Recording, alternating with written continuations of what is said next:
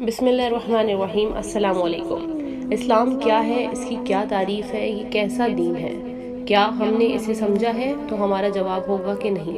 آئیے امامت کی پہلی کڑی ہمارے پہلے امام علی علیہ السلام کی طرف رجوع کرتے ہیں۔ دیکھتے ہیں کہ ہمارا مولا ہمیں کیسے سمجھاتا ہے کہ اسلام کیا ہے۔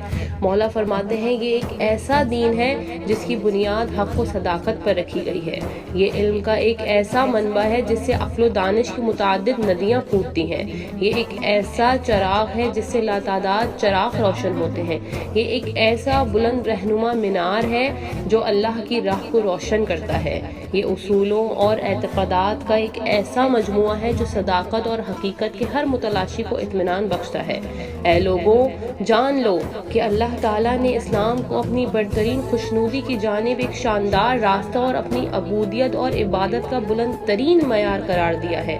اس نے اسے اعلیٰ احکام، بلند اصولوں، ناقابل تردید تفاق، مسلمہ دانش اور محکم دلائل سے نوازا ہے۔